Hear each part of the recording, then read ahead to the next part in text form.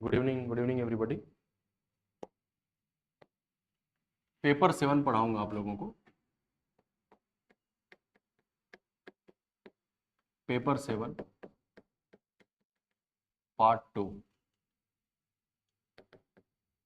इसमें लिखा हुआ है सिलेबस में अंतरराष्ट्रीय संगठन और खेल कूद, राष्ट्रीय अंतरराष्ट्रीय प्रतियोगिताएं एवं खेल कूद, ये आपके सिलेबस में लिखा हुआ है। कौन कौन से टॉपिक लिखे हुए हैं आपके सिलेबस में?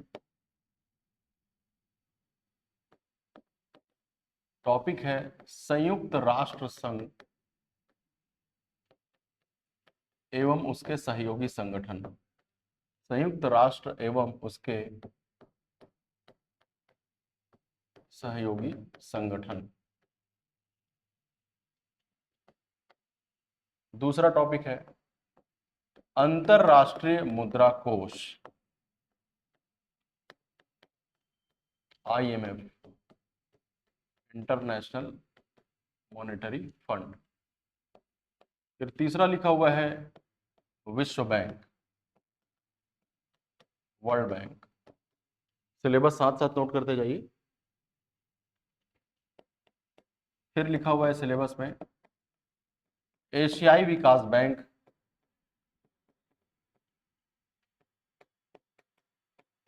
Asian development bank. अगला सार्क और BRICS.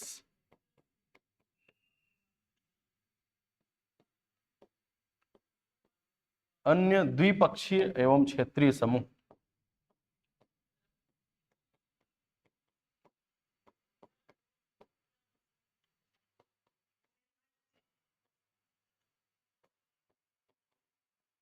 Other bilateral and regional groups. ठीक, नोट करते जाइए साथ साथ।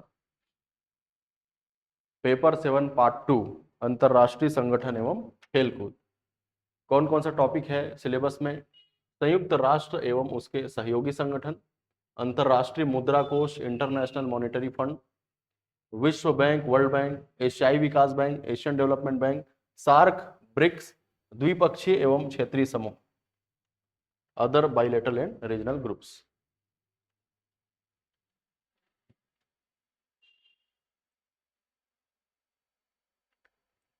हेमंत कुमार जी नोट कर रहे हैं?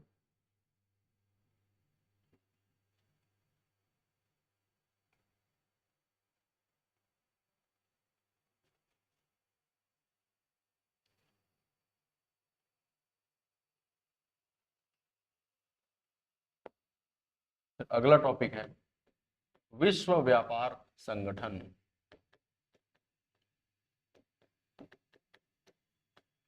WTO, world trade organisation.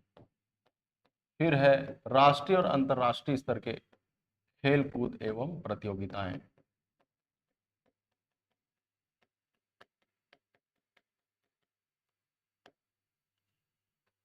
इतने टॉपिक्स आपके सिलेबस में दिया हुआ है।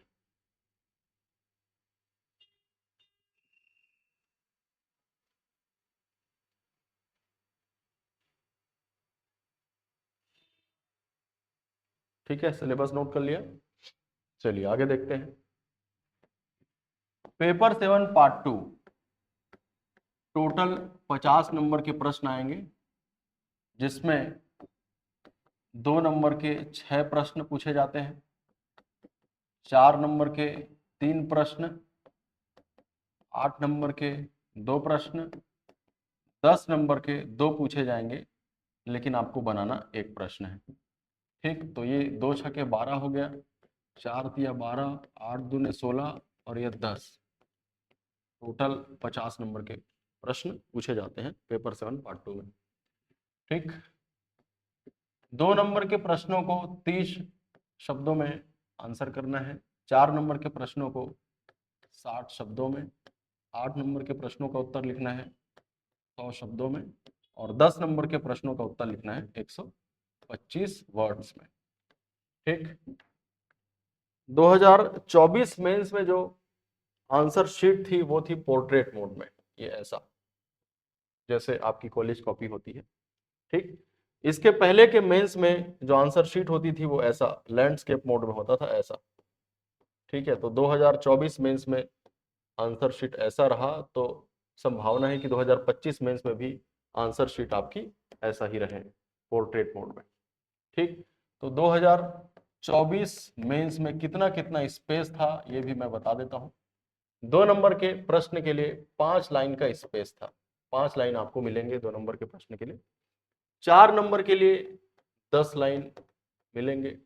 8 नंबर के प्रश्न के लिए लगभग 15 से 18 लाइन मिलेंगे, और 10 नंबर के प्रश्न का उत्तर लिखने के लिए 22 से 23 लाइन थे वहां पर। ठीक, तो 2025 मेंस में भी ऐसी संभावना है कि स्पेस इसी तरह से रहे। ठीक, ये सारी बेसिक बातें आपको पता होनी चाहिए और इसी के हिसाब से आपको आंसर राइटिंग प्रैक्टिस करना है। चलो नोट कर लो इतना।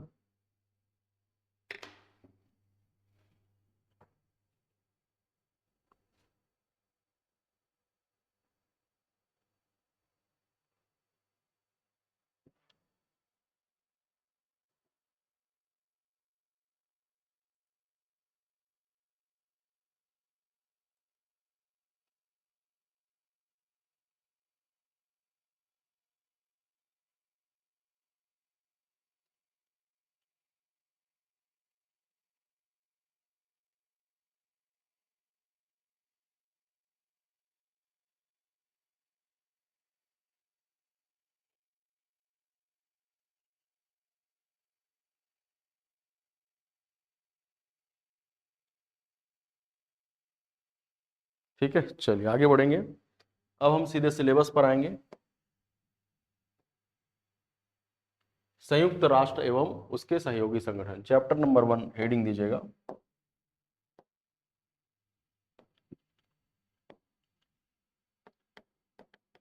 चैप्टर नंबर 1 में क्या लिखा है? संयुक्त राष्ट्र एवं उसके सहयोगी संगठन। संयुक्त राष्ट्र को पढ़ने से पहले हम ये जानेंगे कि अंतरराष्ट्रीय संगठन क्या होता है, इसके क्या उद्देश्य हैं, इसकी आवश्यकता क्यों पड़ती है। अंतरराष्ट्रीय संगठन क्या है? तो अंतरराष्ट्रीय संगठन शब्द का प्रयोग सबसे पहले स्कॉटलैंड के प्रमुख विधिवेत्ता जेम्स लोरिमर ने किया था। ठीक, जेम्स लोरिमर कौन थे? स्कॉटलैंड के विधिवेत्ता, इन्होंने अंतरराष्ट्रीय संगठन शब्द का प्रयोग पहली बार किया था। अंतरराष्ट्रीय संगठन है क्या? ये है संप्रभु राज्यों का एक औपचारिक संगठन, संप्रभु राज्यों का औपचारिक संगठन। इसकी स्थापना की जाती है निर्दिष्ट उद्देश्यों की पूर्ति के लिए।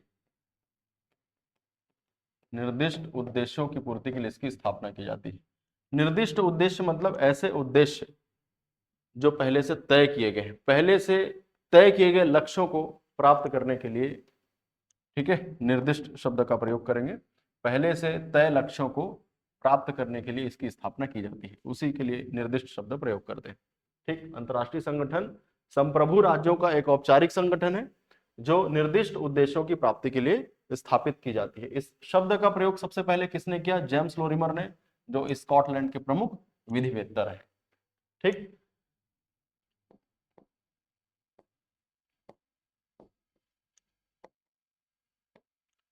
आगे देखते हैं इसी में, और याद रखेंगे कि इसकी स्थापना तब होती है जब कुछ राष्ट्र संयुक्त हो जाते हैं, कुछ राष्ट्र मिल जाते हैं, कुछ राष्ट्र संयुक्त हो जाते हैं और उनमें से प्रत्येक राष्ट्र यह अनुभव करता है कि उनके क्रियाशील होने से, उनके ऐसे संगठन के स्थापित किए जाने से उनको लाभ ही होगा। ठीक, स्कॉटलैंड के प्रमुख विधिवेत्ता जेम्स लोरिमर ने इस शब्द का प्रयोग किया सबसे पहले संप्रभु राज्य, संप्रभु शब्द का मतलब क्या होता है? जो बाह्य और आंतरिक हस्तक्षेप से मुक्त हो। ठीक, ऐसे राज्य, ऐसे देश जहां पे आंतरिक और बाह्य मामलों में निर्णय केवल वही देश करेगा, उन पर हस्तक्षेप कोई और नहीं कर पाएगा, तो ऐसे देशों को कहा जाता है संप्रभु राज्य या संप्रभु देश।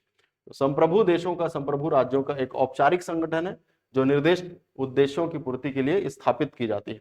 कुछ राष्ट्र आपस में मिलकर स्थापित करते हैं ऐसे संगठनों की, और उन्हें लगता है कि ऐसे संगठनों की स्थापना के बाद उन्हें लाभ ही होगा। ठीक है, क्यों स्थापित किया जाता है, इसके क्या उद्देश्य हैं? अंतरराष्ट्रीय संगठन की स्थापना के क्या उद्देश्य हैं? पहला, अंतरराष्ट्रीय शांति और सुरक्षा के लिए इसकी स्थापना की जाती है। अंतरराष्ट्रीय शांति और सुरक्षा के लिए इसकी स्थापना की जाती है। ठीक, अंतरराष्ट्रीय विवादों के समाधान के लिए इसकी स्थापना की जाती है।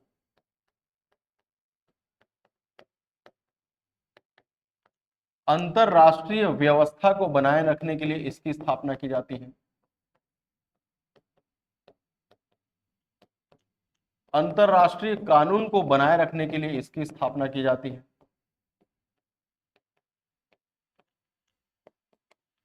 आतंकवाद नियंत्रण के लिए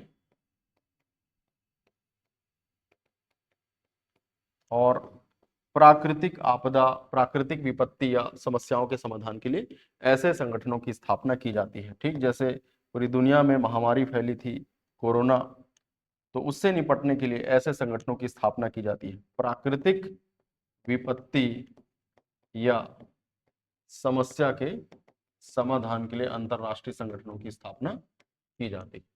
ठीक, चलो इसको नोट कर लो। क्या उद्देश्य है?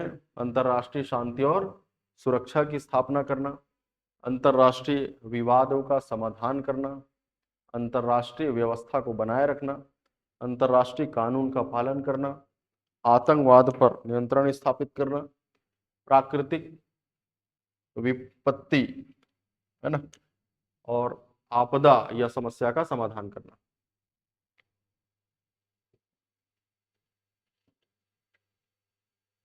नोट करेंगे इसको।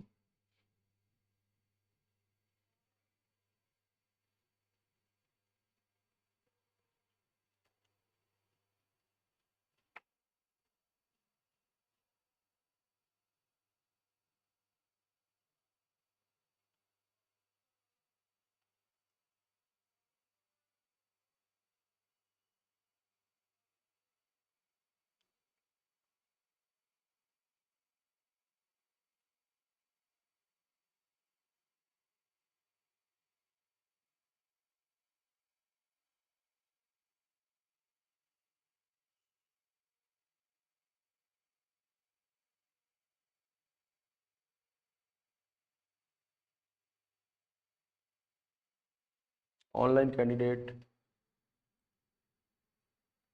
हेमंत कुमार साहू, धनराज, आप नोट कर रहे हैं।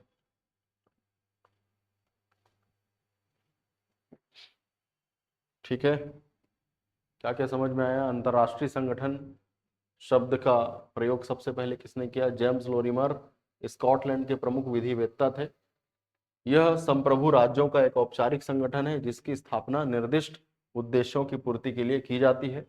जब कुछ राष्ट्र संयुक्त हो जाते हैं, आपस में मिल जाते हैं, और उनमें से प्रत्येक ये अनुभव करते हैं कि उनके क्रियाशील होने से उनको लाभ होगा, तो ऐसे संगठनों की स्थापना होती है। इसके क्या उद्देश्य हैं, क्यों ऐसे संगठनों की स्थापना की जाती है? जैसे अंतरराष्ट्रीय संगठन क्या है?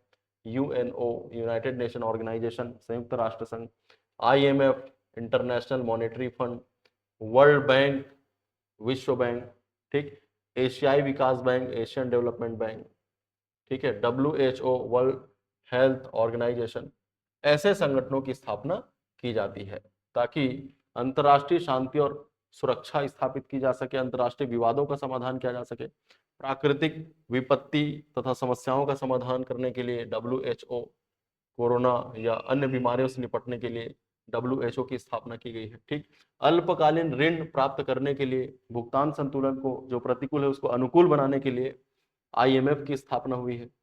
ठीक है, देशों के युद्ध के बाद जो क्षति पहुंचती है तो उसके पुनर्निर्माण के लिए वर्ल्ड बैंक की स्थापना की गई है, जो दीर्घकालीन ऋण प्रदान करता है। ठीक है, तो ऐसे संगठनों की स्थापना के क्या क्या उद्देश्य हैं, आप इसको लिख लीजिए। गुड इवनिंग केसर मंडावी, गुड इवनिंग।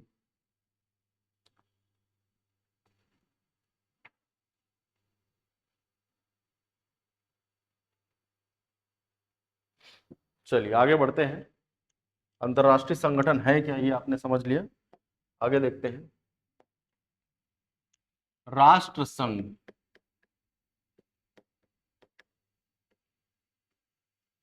राष्ट्र संघ, तो फिर से राष्ट्र संघ की स्थापना क्यों की गई?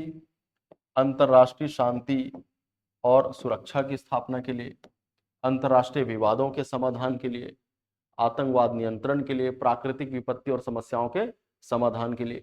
तो राष्ट्र संघ की स्थापना हुई थी 1919। ठीक, प्रथम विश्व युद्ध के पश्चात राष्ट्र संघ की स्थापना कब हुई? प्रथम विश्व युद्ध के पश्चात 1919 में पेरिस में बुलाई गई शांति सम्मेलन, पेरिस शांति सम्मेलन में राष्ट्र संघ की स्थापना हुई। इसकी स्थापना में प्रमुख योगदान अमेरिका के राष्ट्रपति वुडरो विल्सन का था। अमेरिका के राष्ट्रपति कौन? Woodrow Wilson. ठीक, इसकी स्थापना क्यों की गई, इसके क्या उद्देश्य थे? जो अंतरराष्ट्रीय संगठन का उद्देश्य बताया, सारे पॉइंट्स सेम रहेंगे। ठीक, राष्ट्र संघ की स्थापना क्यों की गई? अंतरराष्ट्रीय शांति और सुरक्षा के लिए, अंतरराष्ट्रीय शांति और सुरक्षा के लिए। ठीक, अंतरराष्ट्रीय विवादों के समाधान के लिए,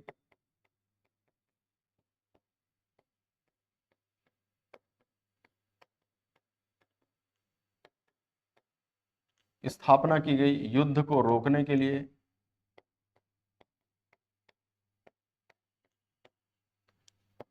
देशों के बीच मित्रता को बढ़ाने के लिए, अंतरराष्ट्रीय सामाजिक, आर्थिक, सांस्कृतिक क्षेत्र में सहयोग के लिए इसकी स्थापना की गई। ठीक, प्राकृतिक विपत्ति तथा समस्या के समाधान के लिए इसकी स्थापना की गई।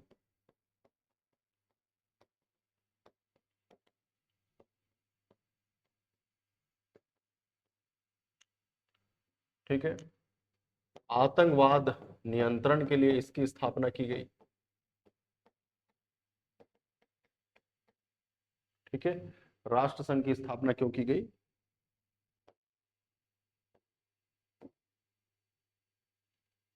ताकि पूरी दुनिया में शांति बने रहे, सुरक्षा बनी रहे, विवादों का निपटान हो सके, युद्ध को रोका जा सके, प्रथम विश्व युद्ध के बाद अन्य युद्ध न हो।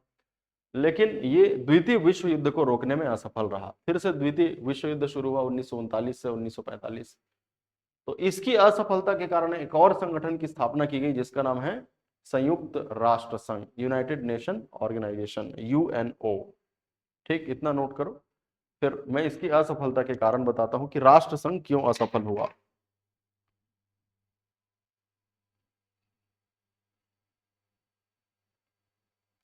राष्ट्र संघ, लीग ऑफ नेशन,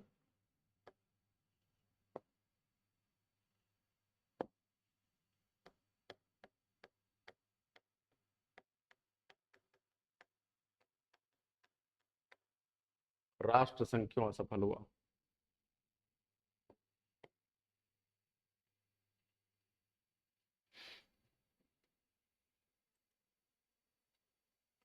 हेमंत, केसर, आ रहा है समझ में आप लोगों को? कोई डाउट रहे तो बिल्कुल पूछना है और साथ साथ नोट करते जाओ।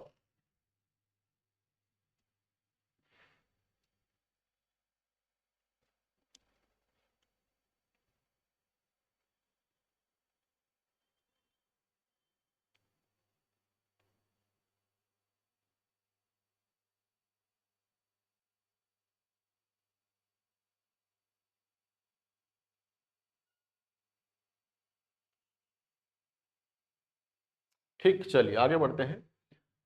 राष्ट्र संघ की स्थापना कब की गई? प्रथम विश्व युद्ध के बाद 1919 पेरिस शांति सम्मेलन में। इसमें प्रमुख योगदान रहा अमेरिका के राष्ट्रपति वुडरो विल्सन का। स्थापित क्यों की गई? ताकि प्रथम विश्व युद्ध जैसी स्थिति आगे और न हो। लेकिन द्वितीय विश्व युद्ध हो गया, यानी कि राष्ट्र संघ अपने उद्देश्य की प्राप्ति में असफल हो गया। ठीक, उद्देश्य क्या था? अंतरराष्ट्रीय शांति तथा सुरक्षा की स्थापना करना, विवादों का समाधान करना, युद्ध को रोकना, मित्रता को बढ़ाना, अंतरराष्ट्रीय सामाजिक, आर्थिक, सांस्कृतिक क्षेत्र में सहयोग स्थापित करना। ठीक, प्राकृतिक विपत्ति, समस्या, कोरोना है ना, कोई भी बीमारी या महामारी है उनसे निपटना, आतंकवाद का नियंत्रण करना। ठीक है, लेकिन ये राष्ट्र संघ लीग ऑफ नेशन अपने उद्देश्य प्राप्ति में असफल रहा। तो इसकी असफलता के क्या कारण थे? असफलता के कारण, ठीक, तो असफलता का पहला कारण है उग्र राष्ट्रीयता। उग्र राष्ट्रीयता, ठीक, लगभग सभी देश अपने आप को सर्वोच्च सत्ता संपन्न समझते थे, अपनी इच्छा अनुसार कार्य को करने में खुद को समर्थ समझते थे, इसलिए असफल हो गया। ठीक है, मतलब राष्ट्र संघ की इन्हें आवश्यकता नहीं थी।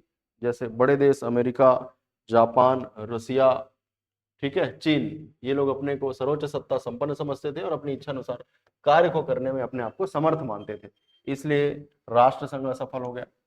दूसरा कारण क्या था? जो पराजित देश थे प्रथम विश्व युद्ध में, जो पराजित राष्ट्र थे, घृणा आधारित। ठीक है, पराजित देश या पराजित राज्य इस संघ को घृणा की दृष्टि से देखते थे।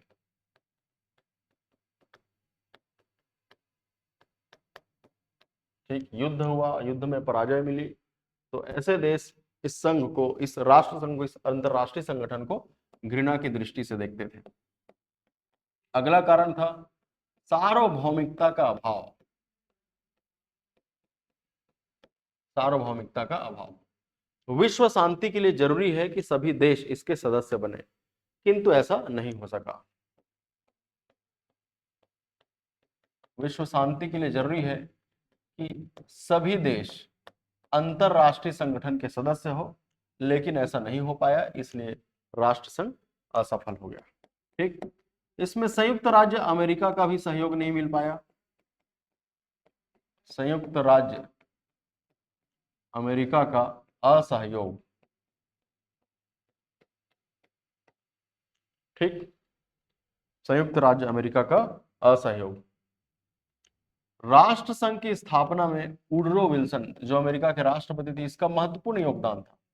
लेकिन अमेरिका के सीनेट ने, जैसे हमारे देश में संसद होता है वैसे ही अमेरिका में सीनेट ने इस प्रस्ताव को क्या कर दिया? अस्वीकार कर दिया, इसलिए राष्ट्र संघ असफल हो गया। ठीक है, चलो बोलते जाओ। उग्र राष्ट्रीयता के कारण असफल हो गया।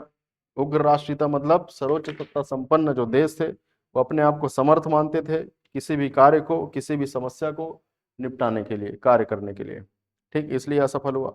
पराजित देश थे वे इस अंतरराष्ट्रीय संगठन को घृणा की दृष्टि से देखते थे। संयुक्त राज्य अमेरिका का सहयोग नहीं मिल पाया। सीनेट ने इस प्रस्ताव को अस्वीकार कर दिया। विश्व शांति के लिए जरूरी है कि सभी देश ऐसे संगठन के सदस्य हो, लेकिन ऐसा नहीं हो पाया, इसलिए राष्ट्र संघ अपने उद्देश्य की प्राप्ति में असफल हो गया। इसके बाद फिर स्थापना हुई किसकी? संयुक्त राष्ट्र संघ की, जो आपके सिलेबस में लिखा हुआ है।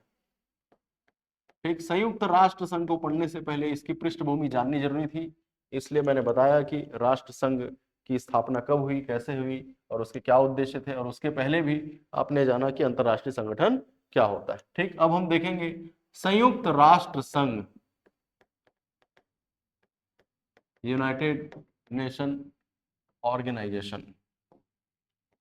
ठीक है, तो इसकी स्थापना कब हुई, कैसे हुई? द्वितीय विश्व युद्ध को रोकने में असफल रहा कौन? राष्ट्र संघ। ठीक, द्वितीय विश्व युद्ध को रोकने में राष्ट्र संघ असफल हो गया, लीग ऑफ नेशन असफल हो गया, जिसके कारण संयुक्त राष्ट्र संघ की स्थापना की गई।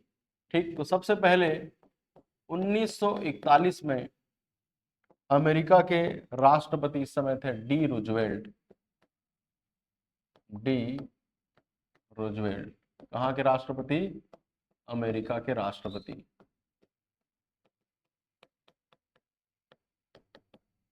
ठीक, तथा ब्रिटेन के प्रधानमंत्री चर्चिल। कहाँ के प्रधानमंत्री?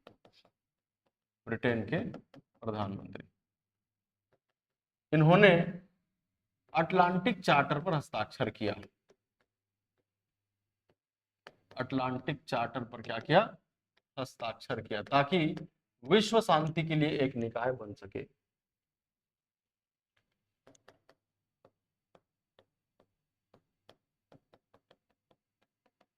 विश्व शांति के लिए निकाय, सिस्टम, संस्था बन सके।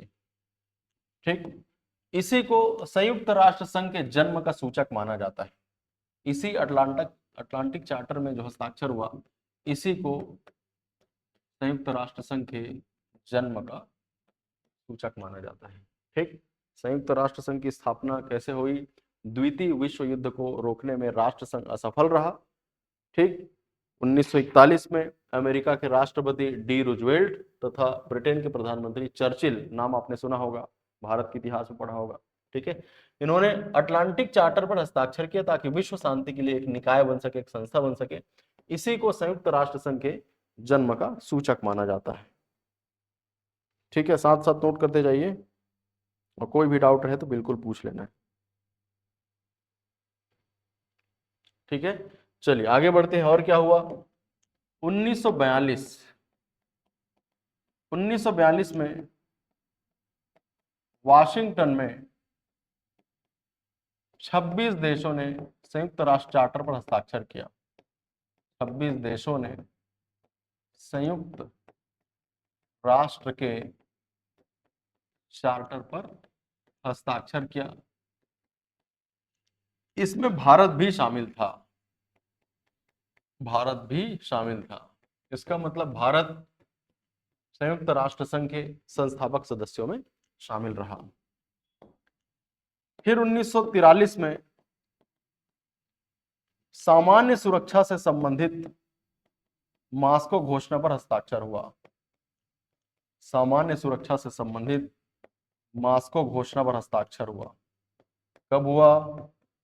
1943 में हुआ।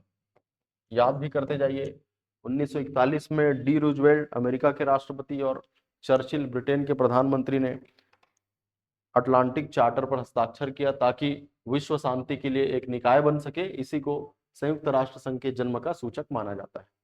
1942 में वाशिंगटन में 26 देशों ने संयुक्त राष्ट्र के चार्टर पर हस्ताक्षर किया, जिसमें भारत भी शामिल था। 1943 में सामान्य सुरक्षा से संबंधित मास्को घोषणा पर हस्ताक्षर हुआ। ठीक,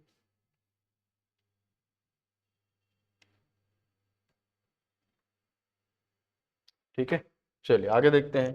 1944 संयुक्त राष्ट्र का जो ढांचा बनाया गया था, प्रस्तावित ढांचा को प्रकाशित किया गया। ठीक, संयुक्त राष्ट्र के प्रस्तावित ढांचा को प्रकाशित किया गया। कब प्रकाशित किया गया? 1944 में।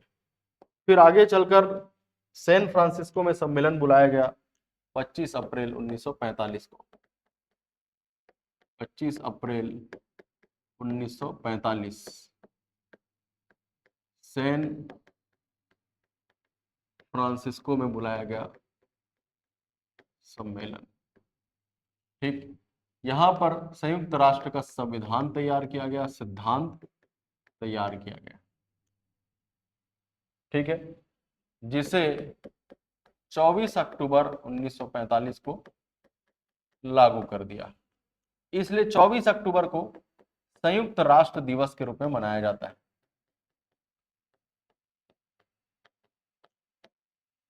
ठीक, अप्रैल 1945 में क्या हुआ? सैन फ्रांसिस्को में सम्मेलन बुलाया गया। ठीक है, इस सम्मेलन में 50 सदस्यों ने चार्टर पर हस्ताक्षर किया। सैन फ्रांसिस्को सम्मेलन में कितने सदस्यों ने हस्ताक्षर किया संयुक्त राष्ट्र चार्टर पर? 50 सदस्यों ने हस्ताक्षर किया संयुक्त राष्ट्र चार्टर पर। फिर आगे चलकर 51वां सदस्य के रूप में पोलैंड भी शामिल हुआ। तो संस्थापक सदस्यों की संख्या कितनी रही? 51। इस संविधान को, इस सिद्धांत को जो संयुक्त राष्ट्र चार्टर पर हस्ताक्षर किया गया था सैन फ्रांसिस्को सम्मेलन में, कब लागू किया गया? 24 अक्टूबर 1945 को। 24 अक्टूबर 1945 को ये जो चार्टर था, ये जो संविधान था, वो प्रभावी हो गया, लागू हो गया। इसलिए 24 अक्टूबर को संयुक्त राष्ट्र दिवस के रूप में मनाया जाता है। ठीक, अब तक इसके कितने सदस्य हो चुके हैं? तो 193। ठीक है, इसका मुख्यालय कहाँ है? संयुक्त राष्ट्र संघ का मुख्यालय है न्यूयॉर्क में।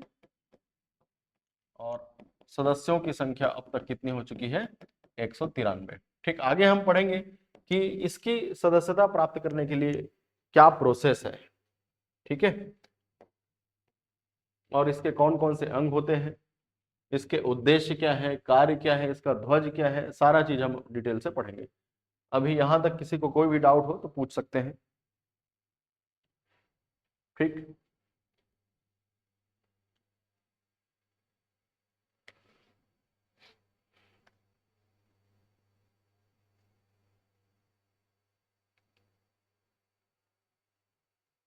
ठीक है, चलिए एक बार फिर से मैं बोल देता हूं हमने अब तक क्या क्या पढ़ा। तो सबसे पहले हमने जाना कि अंतरराष्ट्रीय संगठन क्या होता है। अंतरराष्ट्रीय संगठन, अंतरराष्ट्रीय संगठन शब्द का प्रयोग सबसे पहले स्कॉटलैंड के विधिवेत्ता जेम्स लोरिमर ने किया। ठीक, संप्रभु राज्यों का औपचारिक संगठन है। ठीक, जिसकी स्थापना निर्दिष्ट उद्देश्यों को पूरा करने के लिए की जाती है। ठीक है, कुछ देश संयुक्त हो जाते हैं और उनमें से प्रत्येक यह अनुभव करते हैं कि उनके क्रियाशील होने से, उनके शामिल होने से उन्हें लाभ ही होगा। ठीक, अंतरराष्ट्रीय संगठनों की स्थापना क्यों की जाती है? जैसे WHO हो गया, UNDP हो गया, UNO, IMF, वर्ल्ड बैंक, ये सभी अंतरराष्ट्रीय संगठन है। क्यों इसकी स्थापना की जाती है? ताकि पूरी दुनिया में शांति बनी रहे, सुरक्षा बनी रहे। ठीक, दो या अधिक देशों के बीच अगर कोई विवाद हो तो उसका निपटारा किया जा सके, आतंकवाद पर नियंत्रण स्थापित किया जा सके, प्राकृतिक विपदा, विपत्ति, ठीक है, इसका निपटारा किया जा सके, इसलिए अंतरराष्ट्रीय संगठनों की स्थापना की जाती है। तो सबसे पहले राष्ट्र संघ की स्थापना की गई थी। प्रथम विश्व युद्ध 1914 से 1919। आगे चलकर इस तरह की स्थिति पूरी दुनिया में या किसी देश में उत्पन्न ना हो, इसलिए राष्ट्र संघ की स्थापना की गई। कब की गई? 1919 में। पेरिस शांति सम्मेलन के पश्चात इसकी स्थापना की गई, राष्ट्र संघ की स्थापना की गई। राष्ट्र संघ, ठीक है, लीग ऑफ नेशन की स्थापना की गई। ठीक, इसका भी उद्देश्य हम क्या लिखेंगे? अंतरराष्ट्रीय शांति तथा सुरक्षा, अंतरराष्ट्रीय विवादों का निपटारा, ठीक, मित्रता को बढ़ाना, युद्ध को रोकना, सामाजिक, आर्थिक, सांस्कृतिक, शैक्षणिक क्षेत्रों में विभिन्न देशों का सहयोग प्राप्त करना, आतंकवाद पर नियंत्रण स्थापित करना, प्राकृतिक आपदा, विपदा तथा समस्याओं का समाधान करना। ये इसका हमने उद्देश्य पढ़ा। लेकिन राष्ट्र संघ असफल हो गया। असफलता का क्या कारण था? क्योंकि इस समय जो बड़े बड़े राष्ट्र थे वो अपने आप को सर्वोच्च सत्ता संपन्न मानते थे। ठीक है, जिसको हम क्या बोलेंगे? उग्र राष्ट्रीयता। अपने सभी कार्यों को खुद से करने में समर्थ मानते थे, इसलिए राष्ट्र संघ असफल हो गया। ठीक, जो पराजित देश थे वो ऐसे संगठन को घृणा की दृष्टि से देखते थे, इसलिए राष्ट्र संघ असफल हो गया। ठीक, सार्वभौमिकता का अभाव था, विश्व शांति के लिए जरूरी है कि सभी देश ऐसे संगठनों में शामिल हो, ठीक, लेकिन ऐसा नहीं हो सका, इसलिए असफल हो गया। संयुक्त राज्य अमेरिका का सहयोग नहीं मिल पाया। वुड्रो विल्सन की तो भूमिका रही, लेकिन सीनेट ने इस प्रस्ताव को क्या कर दिया, अस्वीकार कर दिया। 1930 के आसपास पूरी दुनिया आर्थिक मंदी के चपेट में आ गई थी, इसलिए भी राष्ट्रसंघ असफल हो गया। ठीक है, इसके बाद स्थापना हुई संयुक्त राष्ट्र संघ की।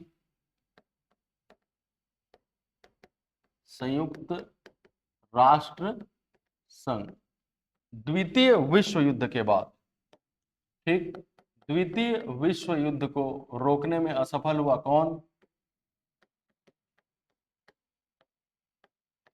द्वितीय विश्व युद्ध को रोकने में राष्ट्रसंघ असफल हुआ। राष्ट्रसंघ असफल हुआ, ठीक, इसलिए संयुक्त राष्ट्र संघ की स्थापना की गई। संयुक्त राष्ट्र संघ की स्थापना का या जन्म का सूचक किसे कहा जाता है? अटलांटिक चार्टर, जो 1941 में अमेरिका के राष्ट्रपति डी रूजवेल्ट तथा ब्रिटेन के प्रधानमंत्री चर्चिल ने जिस पर हस्ताक्षर किया था। क्या नाम है इस चार्टर का? अटलांटिक चार्टर का, अटलांटिक चार्टर, ठीक, इस पर हस्ताक्षर किया ताकि विश्व शांति के लिए निकाय बन सके, संस्था बन सके। इसे ही संयुक्त राष्ट्र संघ के जन्म का सूचक माना जाता है। संयुक्त राष्ट्र संघ के जन्म का सूचक माना जाता है। ठीक, इसकी स्थापना क्यों की गई? उद्देश्य तो उद्देश्य सेम रहेगा, जो अंतरराष्ट्रीय संगठन का उद्देश्य है, जो राष्ट्र संघ का उद्देश्य है। क्या उद्देश्य है? तो अंतरराष्ट्रीय शांति तथा सुरक्षा, ठीक, विवादों का समाधान, प्राकृतिक आपदा से निपटने के लिए, ठीक, युद्ध को रोकने के लिए, सामाजिक, आर्थिक, सांस्कृतिक, शैक्षणिक क्षेत्रों में सहयोग प्राप्त करने के लिए, आतंकवाद पर नियंत्रण स्थापित करने के लिए ऐसे संगठनों की स्थापना की गई, संयुक्त राष्ट्र संघ की स्थापना की गई। ठीक, समझ में आ रहा होगा इसके उद्देश्य। ठीक है, चलिए इतना आपने नोट कर लिया होगा तो हम आगे बढ़ेंगे।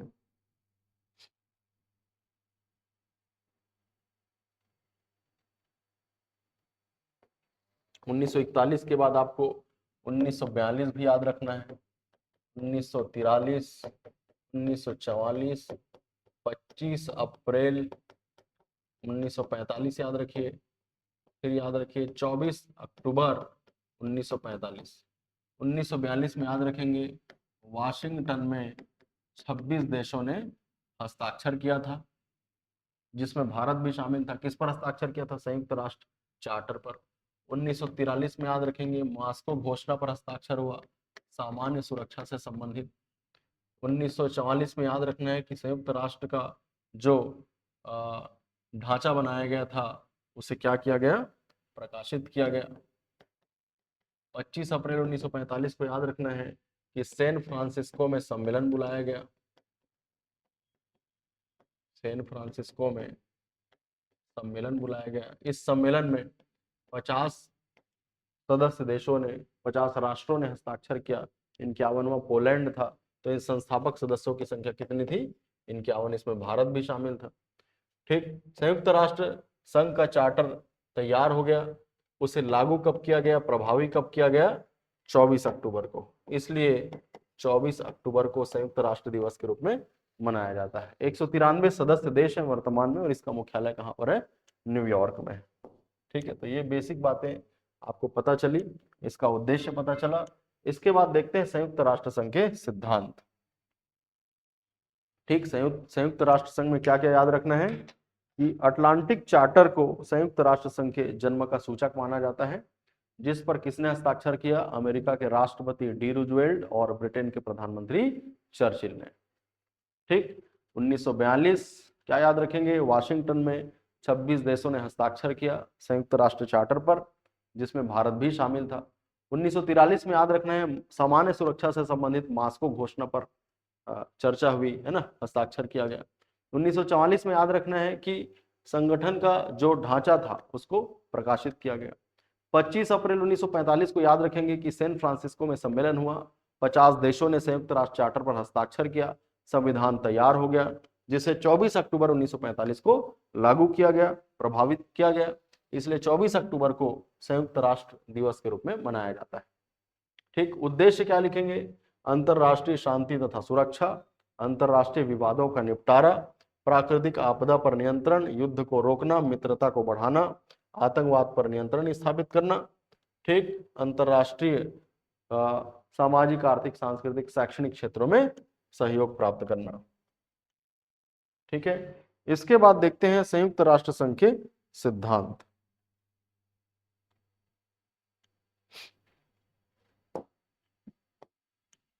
संयुक्त राष्ट्र संघ का क्या सिद्धांत है? तो संयुक्त राष्ट्र संघ किसी भी देश के आंतरिक मामलों पर हस्तक्षेप नहीं करेगा। आंतरिक मामलों पर हस्तक्षेप नहीं करेगा। संयुक्त राष्ट्र संघ का दूसरा सिद्धांत है कि ये समानता को मानता है, समानता को बढ़ावा देता है। सभी सदस्य राष्ट्र समान हैं, सभी सदस्य देश समान है, कोई देश बड़ा छोटा नहीं है, सभी सदस्य देश समान है, सभी को समान मत अधिकार है। ठीक, इसका सिद्धांत है कि विवादों का शांतिपूर्ण निपटान हो, विवादों का शांतिपूर्ण निपटारा हो। ठीक है, संयुक्त राष्ट्र संघ का सिद्धांत है कि कोई भी सदस्य देश संयुक्त राष्ट्र संघ के उद्देश्यों के प्रतिकूल कार्य नहीं करेगा। ठीक, सदस्य देश संयुक्त राष्ट्र संघ के उद्देश्यों के प्रतिकूल कार्य नहीं करेगा। संयुक्त राष्ट्र संघ यूएनओ यह सुनिश्चित करेगा कि जो सदस्य नहीं भी है, जो सदस्य नहीं भी है, वो भी अंतरराष्ट्रीय शांति तथा सुरक्षा बनाए रखने में मदद करे। ठीक, संयुक्त राष्ट्र संघ के कौन कौन से सिद्धांत हैं? पहला, संयुक्त राष्ट्र संघ किसी भी देश के, किसी भी सदस्य देश के आंतरिक मामलों में हस्तक्षेप नहीं करेगा, सभी सदस्य देशों को समान मानेगा, विवादों का शांतिपूर्ण ढंग से निपटान करेगा। ठीक, कोई भी सदस्य देश संयुक्त राष्ट्र संघ के उद्देश्यों के प्रतिकूल कार्य नहीं करेगा। यूएनओ ये सुनिश्चित करेगा कि जो सदस्य नहीं भी है वह भी अंतरराष्ट्रीय शांति और सुरक्षा बनाए रखने की दिशा में कार्य करें। ठीक है, चलो इतना नोट करो, फिर आगे बढ़ेंगे।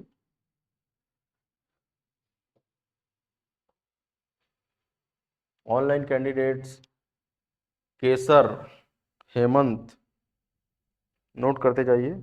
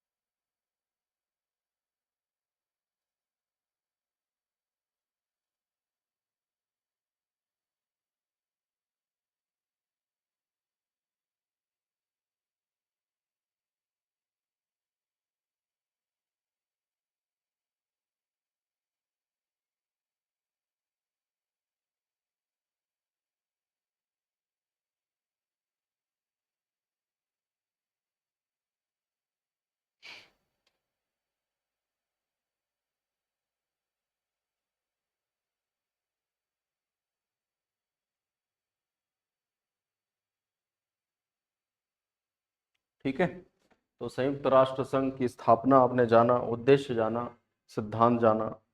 संयुक्त राष्ट्र संघ के जन्म का सूचक किसे कहा जाएगा? अटलांटिक चार्टर को, जिस पर हस्ताक्षर किया था अमेरिका के राष्ट्रपति डी रूजवेल्ट और ब्रिटेन के प्रधानमंत्री चर्चिल ने।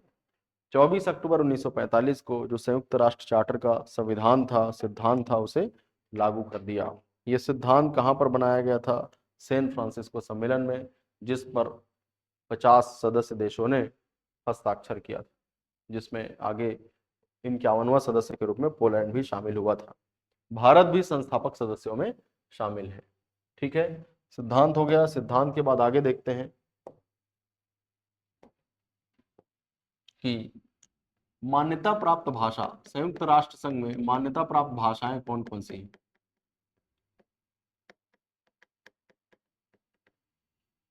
ठीक, जिसे वैश्विक मान्यता मिली है वो तो अंग्रेजी है ना।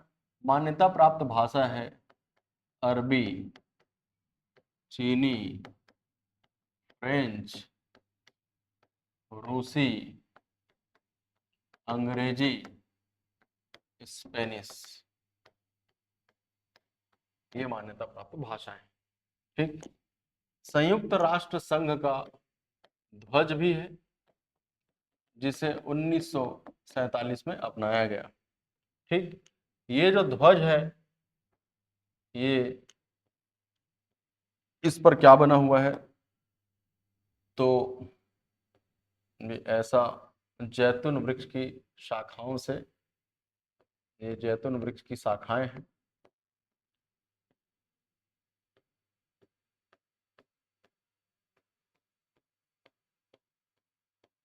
ठीक, इसमें 5 वृत्त बने हैं और इन्हीं 5 वृत्तों में 7 महाद्वीप को लोकेट कर दिया गया है, अंकित कर दिया गया है।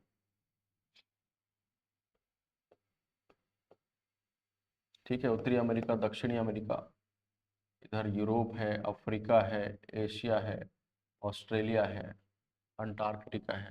ठीक, लोकेट कर दिया गया है। ठीक है, ये जो इनकी जो पृष्ठभूमि है वो नीले कलर की है। संयुक्त राष्ट्र संघ के ध्वज की पृष्ठभूमि का जो रंग है वो कैसा है, नीला रंग में है। फिर मानचित्र को दर्शाया गया है, 7 महाद्वीपों को सफेद रंग से दर्शाया गया है, व्हाइट कलर से इसे दर्शाया गया है। जैतून वृक्ष शांति का प्रतीक माना जाता है, विश्व शांति का प्रतीक माना जाता है, इसलिए जैतून वृक्ष की शाखाओं के बीच, ठीक है, पूरी दुनिया के मानचित्र को बनाया गया है। जैतून की शाखाएं शांति का प्रतीक माना जाता है। ठीक है, तो आपने क्या क्या पढ़ लिया? सबसे पहले आपने पढ़ा इसकी स्थापना, दूसरा पढ़ा उद्देश्य, तीसरा इसके सिद्धांत को जाना, फिर देखा इसकी मान्यता प्राप्त भाषाएं कौन कौन सी है, फिर इसका ध्वज क्या है। इसके बाद देखते हैं कि संयुक्त राष्ट्र संघ की सदस्यता प्राप्त करना है तो कैसे कर सकते हैं। अगला हेडिंग देंगे सदस्यता। सदस्यता, संयुक्त राष्ट्र संघ के सदस्य कौन होंगे? तो पहला, सैन फ्रांसिस्को सम्मेलन में जिन लोगों ने संयुक्त राष्ट्र चार्टर पर हस्ताक्षर किया वो तो सदस्य हैं ही, उसके अलावा और कौन हो सकते हैं? क्या प्रोसेस है सदस्य बनने का? संयुक्त सैन फ्रांसिस्को सम्मेलन में भाग लेने वाले सदस्य,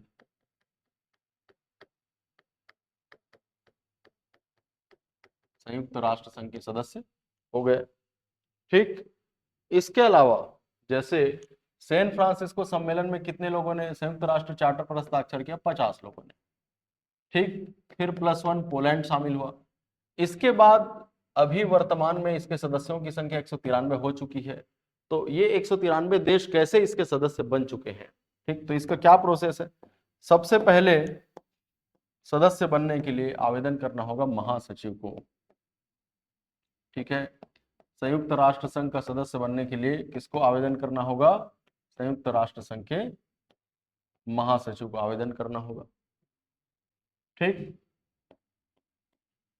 सुरक्षा परिषद, संयुक्त राष्ट्र संघ के 6 अंग हैं, जिसमें से एक अंग का नाम है सुरक्षा परिषद।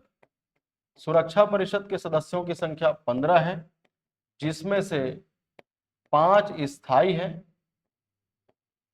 परमानेंट मेंबर है, और 10 सदस्य 2-2 साल के लिए नियुक्त किए जाते हैं। ठीक है, जो अस्थायी सदस्य होते हैं। संयुक्त राष्ट्र संघ का सदस्य बनना है तो सबसे पहले महासचिव को आवेदन देना होगा। सुरक्षा परिषद के 15 में से 9 की सहमति होनी चाहिए, अब इन 9 में ये 5 तो शामिल होने ही चाहिए, अनिवार्य। इन 10 में से कोई 4 की सहमति होनी चाहिए कम से कम। ठीक, ऐसा होने के बाद संयुक्त राष्ट्र संघ का एक और अंग है जिसका नाम है सामान्य महासभा या संयुक्त राष्ट्र महासभा। महासभा में मतदान होगा। ठीक है, महासभा में क्या होगा? मतदान होगा। मतदान कैसे पारित होगा? तो 2/3 सदस्यों के बहुमत से। ऐसा होने पर उस नए देश को, नए राष्ट्र को संयुक्त राष्ट्र संघ की सदस्यता दे दी जाएगी। ठीक, संयुक्त राष्ट्र संघ की सदस्यता के लिए क्या करना होगा? सबसे पहले महासचिव को आवेदन देना होगा। संयुक्त राष्ट्र संघ के 6 अंग हैं, उनमें से एक अंग है सुरक्षा परिषद। सुरक्षा परिषद के सदस्यों की संख्या 15 है, जिसमें से 5 स्थायी सदस्य हैं और 10 अस्थायी सदस्य हैं। ठीक, नए सदस्य देश जिनको सदस्यता देनी है ना, नया देश जिनको सदस्यता देनी है, उनके लिए इन 5 की सहमति आवश्यक है, अनिवार्य है। ठीक, इसके अलावा इस 10 में से कम 4 की सहमति अनिवार्य है। मतलब सुरक्षा परिषद के 9 सदस्यों की सहमति अनिवार्य है। ऐसा होने पर संयुक्त राष्ट्र महासभा में मतदान होगा। ठीक, संयुक्त राष्ट्र महासभा के सदस्यों की संख्या 193 है। संयुक्त राष्ट्र संघ के सभी 193 सदस्य देश संयुक्त राष्ट्र महासभा के सदस्य होंगे। ठीक, इन लोग मतदान करेंगे, कम से कम 2/3 सदस्य उनकी सदस्यता के पक्ष में मतदान करें तो उस नए देश को सदस्य बना दिया जाएगा, सदस्य के रूप में शामिल कर लिया जाएगा। ठीक है, तो ये इसकी सदस्यता होगी। आगे देखते हैं कि संयुक्त राष्ट्र संघ के कितने अंग हैं? 6 अंग हैं। वे 6 अंग कौन कौन से?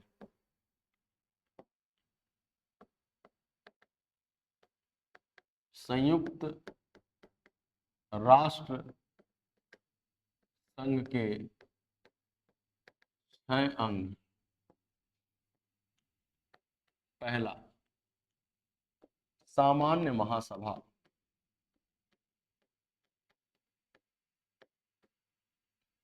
दूसरा, सुरक्षा परिषद।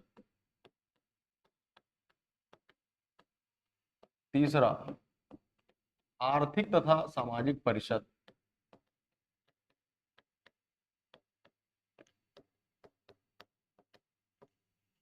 चौथा, न्यासिता परिषद।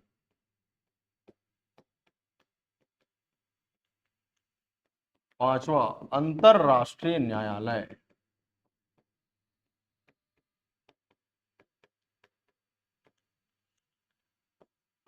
छठवा है सचिवालय। ठीक, सीजीपीएससी मेंस में सामान्य महासभा, सुरक्षा परिषद और अंतरराष्ट्रीय न्यायालय से ही प्रश्न आए हैं और एक बार आर्थिक और सामाजिक परिषद से भी प्रश्न आ चुका है। बाकी यहाँ से न्यासिता और सचिवालय से तो अब तक प्रश्न नहीं आए हैं, आगे आ सकते हैं। ठीक है, न्यासिता परिषद का वर्तमान में निलंबन हो चुका है, ये वर्तमान में कार्यरत नहीं है, अभी निलंबित है न्यासिता परिषद। आगे मैं बताऊंगा कि है क्या। ठीक, इतना नोट करो। एक बार ओवरव्यू फिर से कर लेते हैं, क्विक रिवीजन कर लेते हैं। सबसे पहले हमने देखा कि संयुक्त राष्ट्र संघ की स्थापना कैसे हुई। तो 1941 में इसके जन्म का सूचक है ना अटलांटिक चार्टर को माना गया, जिसमें अमेरिका के राष्ट्रपति डी रूजवेल्ट और ब्रिटेन के प्रधानमंत्री चर्चिल ने हस्ताक्षर किया था। अटलांटिक चार्टर, जिसे संयुक्त राष्ट्र संघ के जन्म का सूचक माना जाता है। 1942 में वाशिंगटन में हस्ताक्षर हुआ। 26 देशों ने हस्ताक्षर किया संयुक्त राष्ट्र चार्टर पर, जिसमें भारत भी शामिल था। 1943 में सामान्य सुरक्षा से संबंधित चार्टर पर मास्को घोषणा में हस्ताक्षर हुआ। ठीक है, 1944 में जो संयुक्त राष्ट्र संघ का ढांचा था उसे क्या कर दिया? प्रकाशित कर दिया। फिर 25 अप्रैल 1945 को सैन फ्रांसिस्को में सम्मेलन हुआ, जहां पर संघ का संविधान तैयार किया, सिद्धांत तैयार किया, जिस पर 50 देशों ने हस्ताक्षर किया। ठीक, फिर 24 अक्टूबर 1945 को इस सिद्धांत को, इस संविधान को लागू कर दिया। इसलिए 24 अक्टूबर को संयुक्त राष्ट्र दिवस के रूप में मनाया जाता है। इसके सदस्य देशों की संख्या वर्तमान में 193 है और इसका मुख्यालय कहां पर है? न्यूयॉर्क में है। ठीक है, फिर हमने देखा कि संयुक्त राष्ट्र संघ का उद्देश्य क्या है। तो अंतरराष्ट्रीय संगठन पूछे या राष्ट्र संघ पूछे या संयुक्त राष्ट्र संघ पूछे, सबका एक ही उद्देश्य। क्या उद्देश्य है?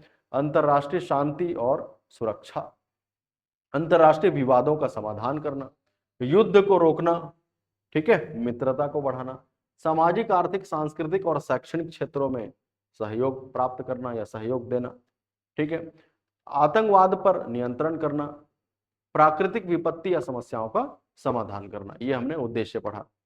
फिर मैंने बताया सिद्धांत क्या है संयुक्त राष्ट्र संघ के क्या सिद्धांत है।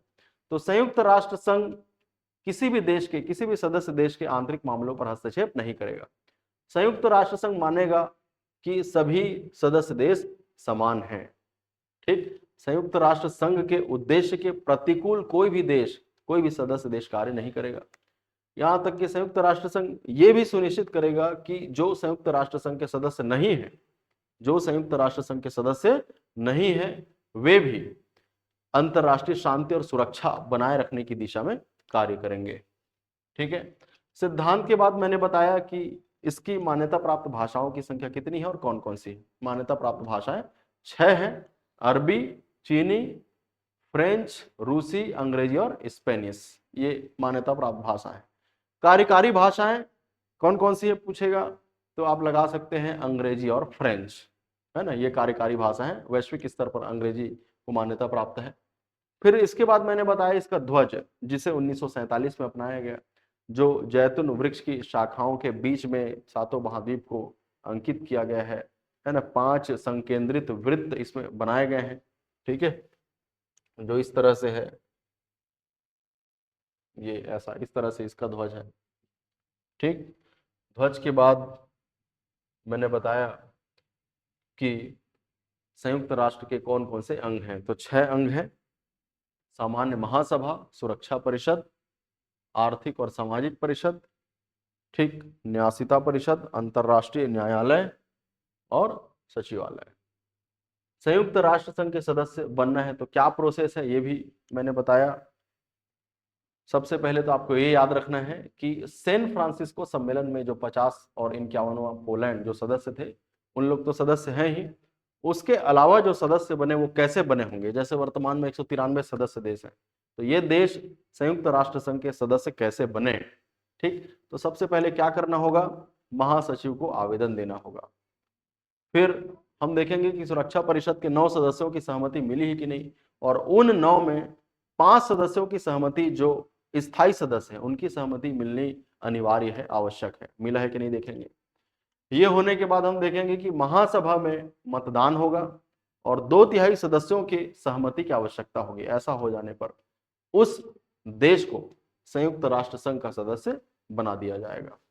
ठीक है, तो ये संयुक्त राष्ट्र संघ के 6 अंग हैं, जिसका मैं आज ओवरव्यू कर देता हूं, बेसिक बता देता हूं, बाकी डिटेल कल पढ़ेंगे। ठीक है, चलिए सबसे पहले देखते हैं सामान्य महासभा।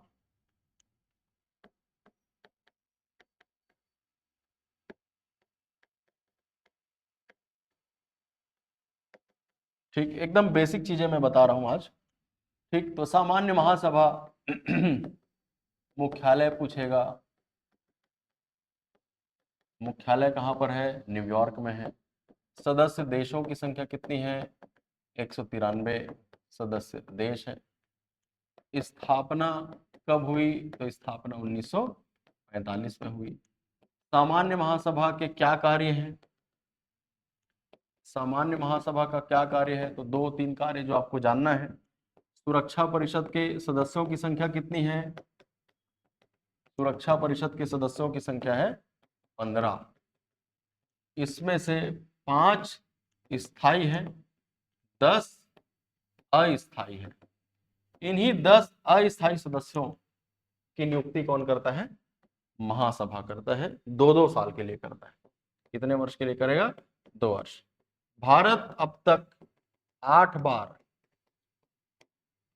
सुरक्षा परिषद के अस्थायी सदस्यों में शामिल हो चुका है। 8वीं बार कब हुआ था, तो 2021-22 में हुआ था।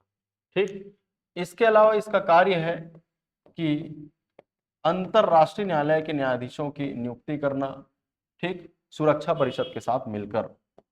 अंतरराष्ट्रीय न्यायालय के न्यायाधीशों जिसकी संख्या होती है 15, ठीक है, सुरक्षा परिषद के साथ मिलकर न्यायाधीशों की नियुक्ति करेगा। कौन? सामान्य महासभा। सुरक्षा परिषद के साथ मिलकर अंतरराष्ट्रीय न्यायालय के न्यायाधीशों की नियुक्ति करेगा, जिनकी संख्या कितनी है? 15 है। ठीक, अभी बेसिक इतना ही आपको याद रखना है, बाकी इसका डिटेल हम पढ़ेंगे कल। ठीक है, सामान्य महासभा में क्या याद रखेंगे? सामान्य महासभा ही ऐसा अंग है जिसमें संयुक्त राष्ट्र संघ के सभी 193 देश इसके सदस्य हैं। ठीक, इसके अलावा बाकी जो 5 अंग है उसमें सभी 193 सदस्य देश शामिल नहीं है। जैसे सुरक्षा परिषद में 15 ही है, अंतरराष्ट्रीय न्यायालय में 15 ही लोग हैं, ठीक है, एक आर्थिक और सामाजिक परिषद में 54 लोग हैं, लेकिन सभी सदस्य देश जिसकी संख्या 193 है वो सामान्य महासभा के सदस्य हैं। ठीक है, क्या क्या कार्य याद रखेंगे? अभी इतना याद रखो कि सुरक्षा परिषद के 15 सदस्यों में से 10 अस्थायी सदस्यों को 2 साल के लिए चुनने का काम किनका है? तो सामान्य महासभा का है। अंतरराष्ट्रीय न्यायालय के 15 न्यायाधीशों की नियुक्ति में सुरक्षा परिषद का सहयोग लेता है।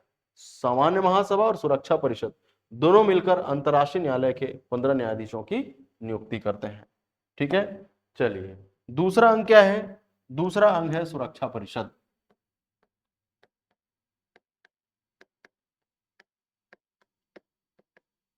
सुरक्षा परिषद, ठीक, तो सुरक्षा परिषद आप याद रखिए फिर से कि मुख्यालय इसका भी न्यूयॉर्क में है।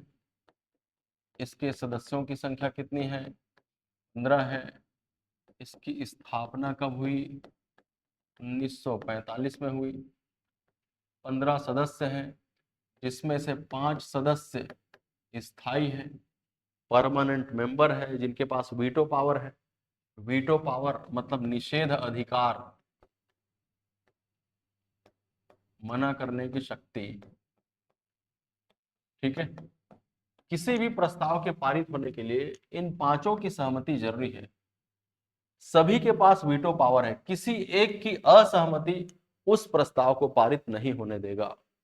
ठीक है, तो ये 5 स्थायी सदस्य कौन कौन से हैं? अमेरिका, ब्रिटेन, ठीक है, चीन, फ्रांस और रूस। अमेरिका, ब्रिटेन, चीन, फ्रांस और रूस, ये सुरक्षा परिषद के स्थायी सदस्य हैं। इसके अलावा 10 अस्थायी सदस्य होते हैं, जिसकी नियुक्ति महासभा करती है, 2-2 साल के लिए करती है। ठीक है, सुरक्षा परिषद के कार्य, ठीक, इसका प्रमुख कार्य क्या है? अंतरराष्ट्रीय शांति और सुरक्षा की प्रमुख जिम्मेदारी इन्हीं की है। अंतरराष्ट्रीय शांति व सुरक्षा की प्रमुख जिम्मेदारी किनकी है? सुरक्षा परिषद की। दूसरा, सामान्य महासभा के साथ मिलकर अंतरराष्ट्रीय न्यायालय के न्यायाधीशों की नियुक्ति करता है। अंतरराष्ट्रीय न्यायालय के न्यायाधीशों की नियुक्ति करता है।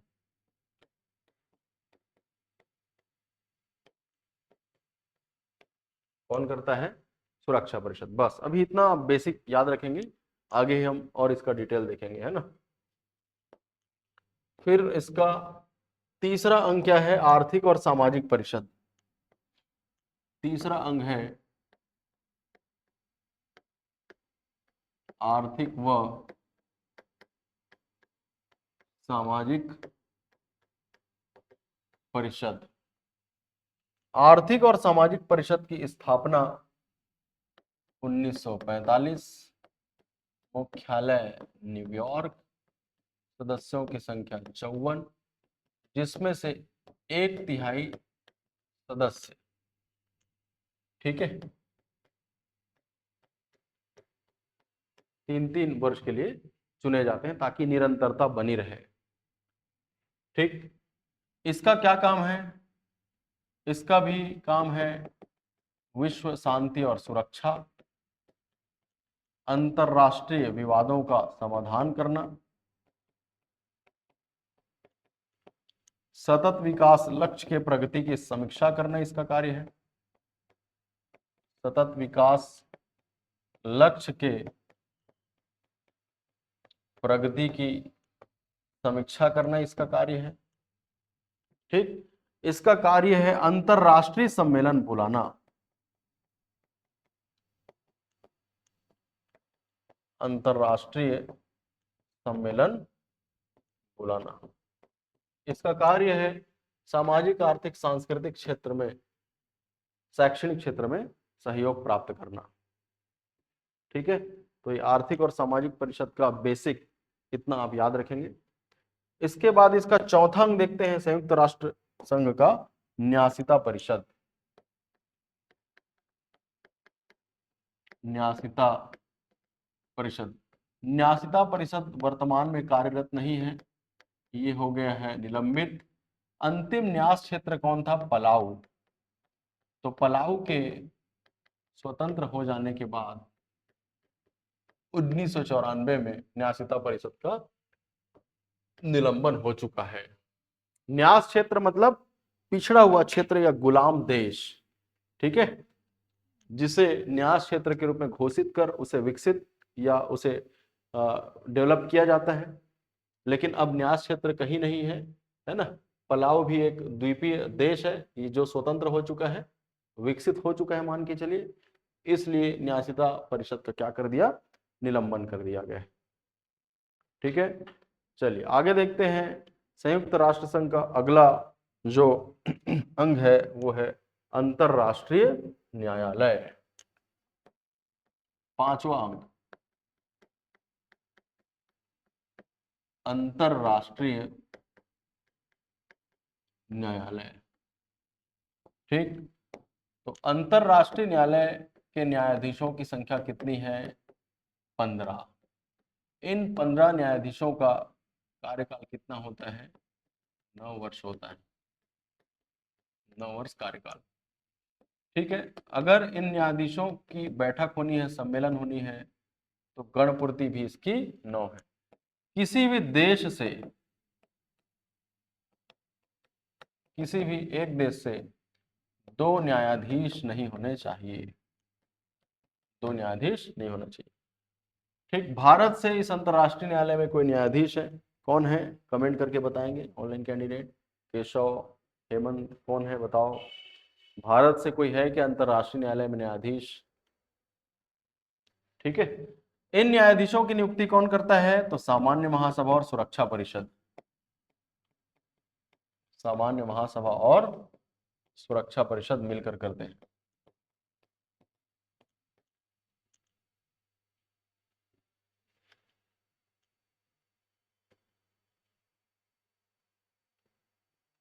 ठीक है, तो ये पांचवा अंग हो गया। इसके बाद देखते हैं सचिवालय, छठवां अंग, अंतिम अंग है ना, सचिवालय। तो सचिवालय का जो प्रमुख प्रशासनिक अधिकारी होता है वो कौन होता है? महासचिव। महासचिव की नियुक्ति कौन करता है? सुरक्षा परिषद के अनुशंसा पर महासभा करता है, सामान्य महासभा।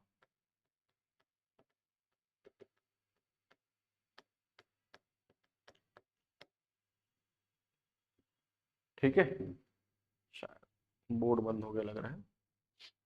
तो ये सचिवालय है। फिर सचिवालय के कार्य क्या है? अंतर्राष्ट्रीय शांति और सुरक्षा, विवाद समाधान, अंतर्राष्ट्रीय सम्मेलन बुलाना। ठीक है, तो ये भी वैश्विक शांति में महत्वपूर्ण भूमिका निभाता है सचिवालय। ठीक, तो ये संयुक्त राष्ट्र संघ का आज की क्लास में हमने बहुत ही बेसिक चीजों को जाना। अगले क्लास में मिलते हैं, आज के लिए इतना ही। Thank you.